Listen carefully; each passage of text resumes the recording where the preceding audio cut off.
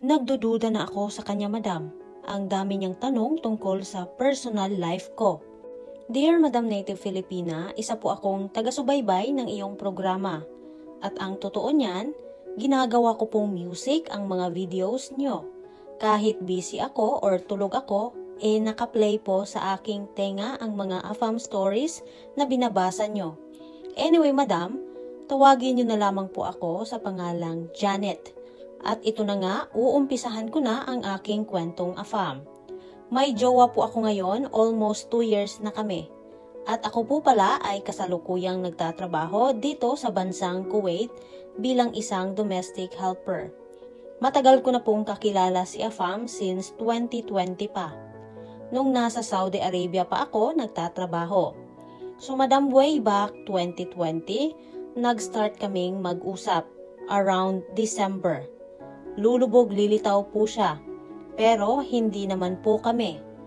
Hanggang sa hinayaan ko na lang siya kung kailan niya ako gustong ma-message sa Skype. Minsan nawawala siya ng ilang buwan, tapos babalik na naman ulit.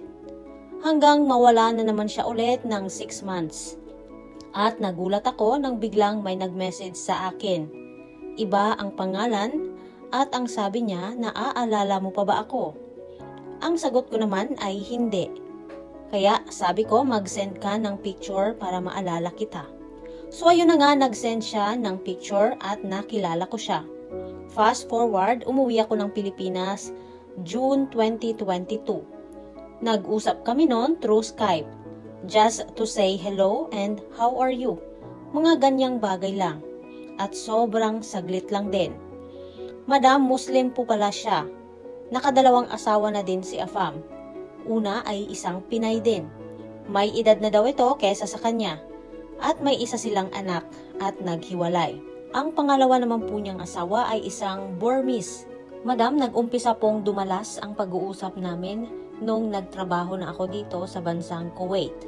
Nung una ay lagi niyang ikinukwento sa akin yung mga karanasan niya sa asawa niya, kung paano siya niloko. Halos araw-araw niyang bukang bibig yun. Ngayon, nasasaktan na ako. Ang sabi ko sa kanya, kung hindi ka pa nakapag-move on sa ex-wife mo, wag na muna tayong mag-usap.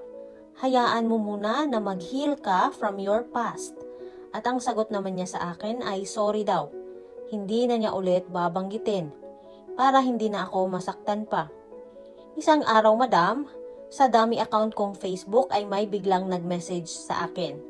Halatang dami account din yung ginamit niya kasi walang friends, wala ding pictures.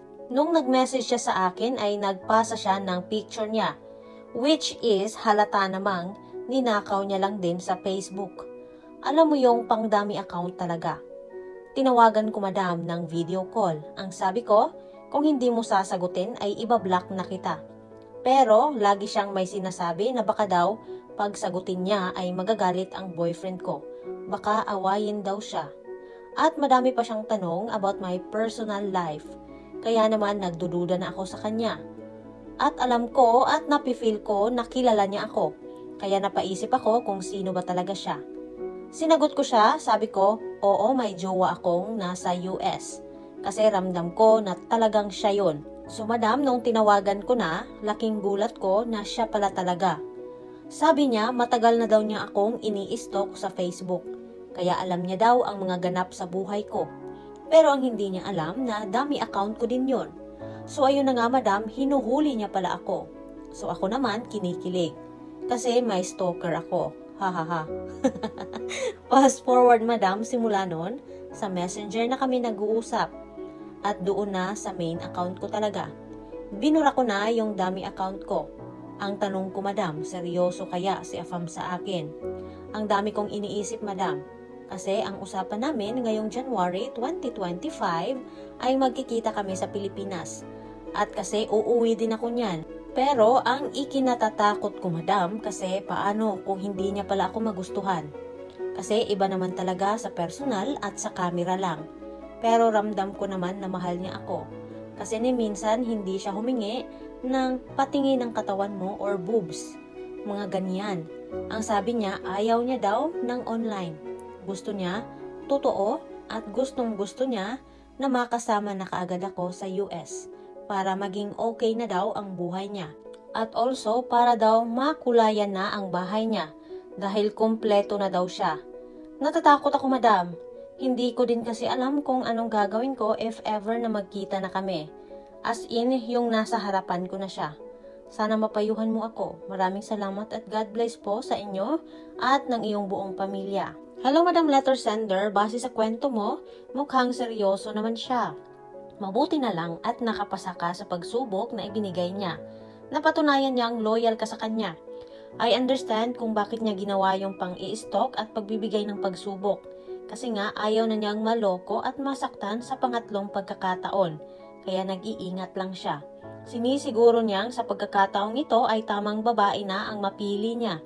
Pero madam, ayaw ko namang maging bias dito base lang sa kwento ng afam mo. Kasi sabi niya, ang unang asawa niya ay isang Pinay. Knowing Pinay, hindi basta-basta yan bibitaw kung natitreat ng maayos. Pero kung talagang nagloko si Pinay kasi Makati siya, edi ibig sabihin, mabait naman ang afam na yan. Pero wala naman tayong alam sa totoong pangyayari sa nakaraan nila. Kaya gusto kong sabihin sa'yo na huwag ka munang magpadalos-dalos ng desisyon ha. Makipagkita ka muna ng personal next year sa kanya at makiramdam ka. Huwag munang basta-basta magpatali. Baka may ugali din siyang tinatago, okay? And then, kung mapagdesisyonan niyong magpakasal at nagkakasundo kayo, then I suggest dun kayo pakasal muna sa Amerika. And then palipasin mo muna ng taon bago mo iparegister ang kasal sa Pilipinas. Madam, tsaka mo na iparegister ang kasal sa Pilipinas kung sure ka na talaga sa kanya. Dahil mahirap na yung makasal kayo tapos pinaregister mo kaagad sa Pinas, tapos biglang magbago ang ugali niya after yung makasal, edi luging-lugi ka.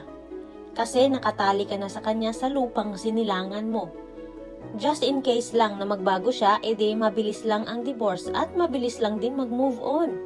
Yun bang hindi mo na kailangan magmakaawa sa kanya na tulungan ka sa gastos pang paanal ng kasal sa Pilipinas, di ba? Kung sakali man na nagbago siya, at least panalo ka kasi nasa Amerika ka na. Anyway, speaking of American life, ilan bang anak niya? Isa lang ba talaga? Wala ba siyang anak doon sa Burmese na ex-wife niya? Baka kasi gawin ka lang taong bahay niyan ha at taga-alaga sa kanya at ng mga anak niya kung meron pang iba. Make sure lang madam na kung ganyan nga ang mangyayari, dapat well compensated ka sa serbisyong gagawin mo sa kanila. Dapat may allowance ka din at ipapasyal ka. And also madam, hindi malabong mangyari yan kasi nga Muslim siya, 'di ba? Yung mga babae sa kanila sa bahay lang, tama ba? At isa pa madam, kaya mo bang magpalit ng relihiyon at yakapin ang paniniwalang kinagisnan at pati na rin ang kultura niya?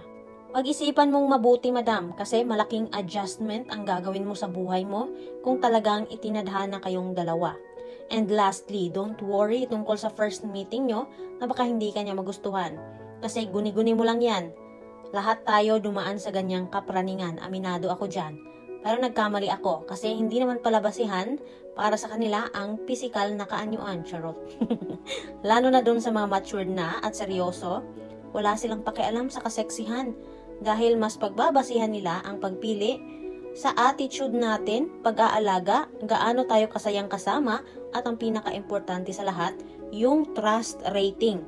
Pag napatunayan nila na talagang mapagkakatiwalaan tayo, then sure na sure panalo na tayo sa puso nila. Madam, maisingit ko lang din ha, huwag mo din kalimutang iwagayway ang bandera ng Pilipinas, magpakitang gilas. Good luck sa inyong first meeting, just be yourself, wala kang kailangang baguhin. Kung ano ka, yun talaga ang iyong dapat ipakita sa kanya.